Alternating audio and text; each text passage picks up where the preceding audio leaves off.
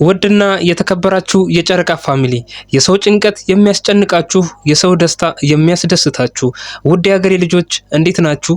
ሁሉ ሰላም?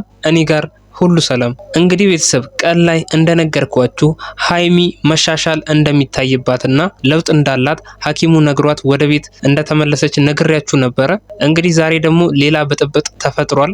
ለሃይሚ ብለህ ያመጣሃት ሴት ነች ለዚህ ሁሉ ጉድ ሃይሚን የዳረገቻት። እንደውም ተመስገን ነው እንዲህ በቀላሉ ስላለፈላት። ከዚህ የባሰ ነገር ብታደርጋትስ ኖሮ የማይሆን ቦታ ብትመታት ኖሮ አንተ ምን ይውጣሃል ነው ጥያቄው።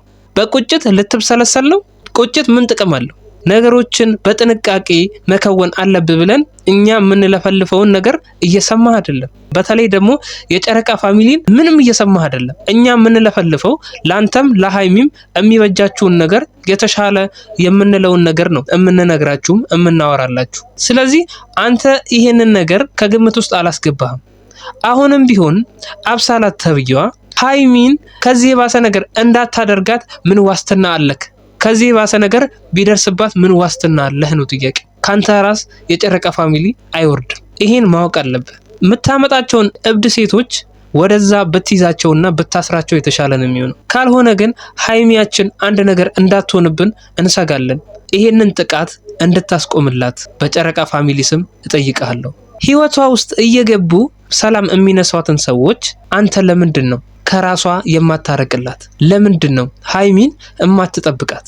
ለምንድን ነው ሃይሚን ከማይሆኑ ጥቃቶች እማትጠብቃት? አንተ እኮ ለጋሽዬ ቃል ገብተህልን ነበር። ሃይሚን እጠብቃታለሁ ብለህ ቃል ገብተሃል። እንዲሁም ለጨረቃ ፋሚሊ ቤተሰብ ማለት ነው። ምን ሆነህ ነው ቃልህን ያጠፍከው? ለዛውም እሰው አገር ላይ ሃይሚን ከዳር ቆሞ ማየት ተገቢ ነው ብለህ ታምናለህ? በዚህ ላይ ደግሞ በአንተ በኩል የሚመጣ ሰው ነው የሚጎዳት እሷን።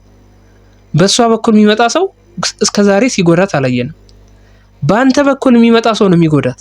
ሃይሚ እኮ ለኔ ለምትለው ነገር ነው በዚህ ልክ ራሷን አውርዳ እንደዚህ አይነት ጥቃት ሊደርስባት የቻለው። ገባ? ስለዚህ አንተ ሃይሚን እንደራስህ ካላያሃት ነገሮች እየከበዱ ነው የሚሄዱት በሃይሚ ህይወት ማለት ነው። ሃይሚ እኮ አይገባትም በቃ ከሷ ጋር ማውራት። እንዴት አብሳላትና ሃይሚ እንዴት ሊነጻጸሩ ይችላሉ? አንተ ጋር ራሱ በፍጹም አይነጻጸሩ። አብሳላት አሁን በቅርብ ያወቃት ሴት ነች። ሃይሚ ግን ቢያንስ ከ2 ዓመት በላይ አብራችሁ ኖራችኋል። እንዴት እነሱን ራሱ አንድ ላይ ቆመ ማነጻጸሩ ራሱ ሁለቱ ራሱ አብሳላት ሃይሚ ፊት ቆማ ራሱ የማውራት መብቱ የላትም። ምክንያቱም ሃይሚ ለአብሳላት ቦታ ሰጣት መልስ ራሱ መመለስ አለባት ብዬ አላምንም። ባይገርም ማለት ነው። ምንም በቃ ንቃ ነበር ማለፍ የነበረባት እና ነገሮችን እንዲስተካከሉ ከፈለገች ላንተ ነበር መንገር የነበረባት። እቺ ልጅ ከህይወት አስወጣ ብላ ባጭር ቃል ላንተ ነበር መንገር የነበረባት። ከዛ በሚቀጥለው ነገር ያንተ ስራ ይሆናል ማለት ነው። አብሳላትን ካንተ ህይወት የማውጣቱ ስራ ያንተ ይሆናል ማለት ነው። ሃይሚ እኮ እንደዚህ አይነት ግብግብ ውስጥ መግባት ራሱ አልነበረባትም ባይነኝ በራሴ። አንተ ልትሰማ ስላልቻልክ ነው፣ ከአቅሟ በላይ ስለሆነ ነው ነገሩ እሷ የገባችበት። ከኔ ጋር መቀጠል የምትፈልጊ ከሆነ ከኔ መራቅ የሚባል ነገር የለም። ገብቶሻል አይደል? ሁልጊዜ ምን ማለት ነው እንዴ? ከኔ ጋር የምትቀጥይ ከሆነ ከኔ መራቅ የሚባል ነገር የለም ምን ማለት ነው? ምን አይነት ቋንቋ ነው ይሄ እንዴ? እሷ እኮ ካንተ ጋር ላለመለየት ብላ ነው ይሄ ሁሉ ነገር ውስጥ የገባችው። ህይወቷን መስዋዕት አድርጋ እንደዚህ እየታመመች ያለችው ላንተ ስትል ነው እንጂ ለራሷ ስትል ብቻ አይደለም። ላንተ ስትል ነው። ምንድነው የምታስፈራራት? ከኔ ጋር መቀጠል ከፈለግሽ ምናምን ብለ የምታስፈራራት እንዴ? እሷ እኮ ካንተ ጋር ለመቀጠል ያላት ፍላጎት ነው እኮ እንደዚህ አይነት ጉዳይ ውስጥ የገባችው። አንተ ይሄንን አትረዳም እንዴ?